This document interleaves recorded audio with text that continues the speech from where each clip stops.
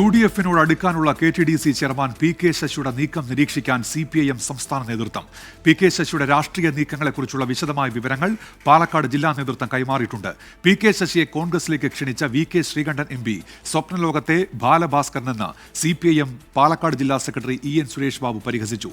VK ശ്രീകണ്ഠനെ തള്ളി youth Congress രംഗത്തെത്തി.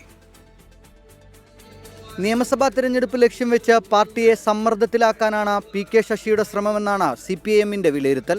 ഷൊർണൂർ സീറ്റിൽ PK ശശി സ്വതന്ത്രനായി മത്സരിക്കാനുള്ള സാധ്യത വരെ CPIM കാണുന്നുണ്ട്. ഷൊർണൂരിലെ മുൻ MLA ആയ ശശിയെ അവിടെ സ്വതന്ത്രനായി അവതരിപ്പിക്കാൻ കോൺഗ്രസിനും മുസ്ലിം ലീഗിനും പദ്ധതിയുണ്ടെന്നാണ് CPIM സംശയിക്കുന്നത്. ജയസാധ്യതയ്ക്കപ്പുറം ഇടതുമുന്നണിയിൽ ഇളക്കമുണ്ടാക്കുകയാണ് ലക്ഷ്യമെന്നാണ് വിലയിരുത്തൽ. മണ്ണാർക്കാട്ടെ പരിപാടിയാണ് ശ്രദ്ധ നേടിയതെങ്കിലും അതിനു മുമ്പും ശശി UDF വേദിയിലെത്തിയതായി പാലക്കാട് ജില്ലാ നേതൃത്വം സംസ്ഥാന നേതൃത്വത്തെ അറിയിച്ചിട്ടുണ്ട്. PK ശശിയെ കൂടെ കൂട്ടാനുള്ള കോൺഗ്രസ് ശ്രമത്തോട് CPIM പാലക്കാട് ജില്ലാ സെക്രട്ടറിയുടെ പ്രതികരണം ഇങ്ങനെ: മണ്ണാർക്കാട് ഇപ്പോൾ ഒരു പ്രശ്നമില്ല, CPIM-ൽ ഒരു പ്രശ്നവുമില്ല. പ്രശ്നമില്ലാത്തതിൽ ഒരു പ്രതികരണത്തിൻ്റെ ആവശ്യമില്ല. PK ശശിയെ കൂടെ കൂട്ടാനുള്ള നീക്കത്തിൽ കോൺഗ്രസിനുള്ളിൽ വിയോജിപ്പുണ്ട്.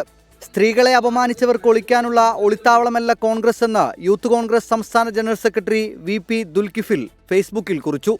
പാർട്ടിയെ നേരിട്ട് വിമർശിക്കാനോ വെല്ലുവിളിക്കാനോ മുതിരാത്തതിനാൽ ശശിക്കെതിരെ പ്രതികരിക്കാനോ നടപടിയെടുക്കാനോ കഴിയാത്തതാണ് CPIM നേരിടുന്ന പ്രതിസന്ധി. 24 തിരുവനന്തപുരം, പാലക്കാട്.